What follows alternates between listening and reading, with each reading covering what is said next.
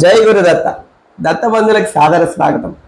ఒక వ్యక్తి ఒక చిన్న ప్రశ్న వేశాడు. స్వామి, ఇంట్లో అంతా బాగానే ఉంటుంది, డబ్బు లక్ష్మీదేవి బాగానే వస్తుంది, అన్నిటికీ ఏదో కొదువు లేకుండా ఉన్నది, అంతా బాగానే ఉంది, కానీ ఇంట్లో డబ్బు నిలవట్లేదు, వృధాగా ఖర్చు అవుతుంది, ఏం చెయ్యాలి? అలాగే ఊరికేనే చిరాకు పడుతున్నారు, చిన్న చిన్న గొడవలు అవుతున్నాయి, ఏం చెయ్యాలి అని అడిగారు. బాగుంది స్వామి, అందుకు మీరు ఏం చేయాలి? లక్ష్మీదేవి అనేది నిలవట్లేదు, వృధాగా ఖర్చు అవుతుంది, అలాంటప్పుడు ఏం చేయాలంటే రుద్రాభిషేకం చేయాలి.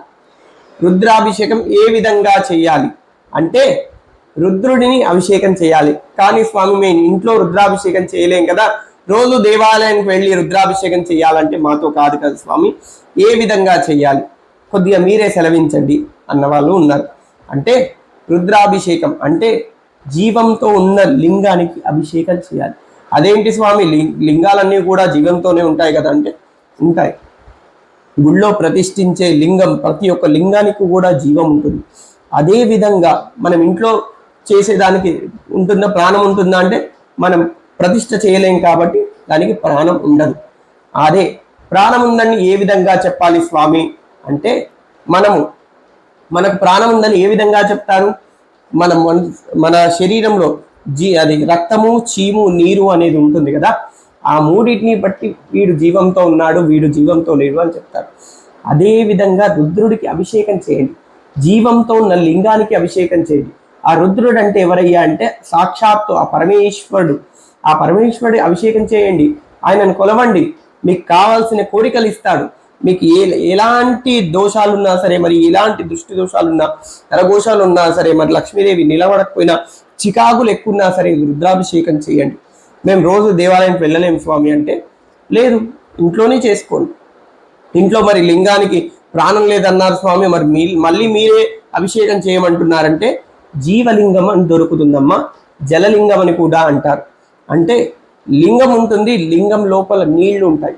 మనం లింగాన్ని పట్టుకొని కొద్దిగా ఊపి మన చెవి దగ్గర పెట్టుకొని ఊపి చూస్తే ఆ నీటి శబ్దానికి మన మనసులో ఉన్న శక్తులన్నీ కూడా మేలుకొలుపుతాయి. అది ఏమిటంటే ఇప్పుడు మీరు చూస్తున్నారు కదా, ఇది జీవలింగం అంటారు, దీన్ని జలలింగం అని కూడా అంటారు. మనం ఇక్కడ చెవి దగ్గర పెట్టుకొని ఇలా చెక్ చేస్తే మనకి ఇందులో నీటి శబ్దం అనేది వస్తుంది. మనకి చాలా దొరుకుతాయి తల్లి, దొరకని ఎడల మనం సంప్రదించండి. ఖచ్చితంగా బయట ఏ విధంగా ఉంటుందో మోసానికి మాత్రం గురి కాకండి. ఎలాగైనా సరే కావాలనుకుంటే మనం సంప్రదించండి. ఖచ్చితంగా కూడా నాకు కావాల్సిన వారికి అందరికీ కూడా ఇవి అందజేస్తాను. ఈ అభిషేకం చేయండి. రోజు గుడికి వెళ్ళలేని వాళ్ళు ఇది తెచ్చుకొని ఇంట్లో పెట్టుకొని ఓం నమ శివాయ, ఓం నమ శివాయ అని చెప్పి మట్టి పాత్రలో కానీ లేదంటే వెండి పాత్రలో కానీ, స్టీల్ దాంట్లో చేస్తే పనికిరా తల్లి. మట్టి, ఇత్తడి, రాగి, బంగారం, వెండి, ఈ పంచలోహాలు అంటే ఈ 5 ఉన్నాయి కదా, ఈ లోహాలతో దేంతో చేసినా సరే పనికొస్తుంది. కానీ స్టీల్తో చేస్తే పనికిరాదు. బోర్ నీళ్ళు తీసుకొని ఓం నమ శివాయ, ఓం నమ శివాయ, ఓం నమ శివాయ, మీ మనసులో ఉన్న కోరిక చెప్పుకొని ఓం నమ శివాయ, ఓం నమ శివాయ అనుకుంటూ దానికి అభిషేకం చేయండి. చేసిన తర్వాత కొద్దిగా విభూదో, గంధమో, పసుపో ఏది ఉంటే దాంతో బొట్టు పెట్టండి. కొద్దిగా నైవేద్యం పెట్టాల్సి వస్తుంది. నైవేద్యం మేము చేయలేం కదా స్వామి అంటే దానికి చింతించకండి. మీ దగ్గర ఏది ఉంటే అది సమర్పించండి.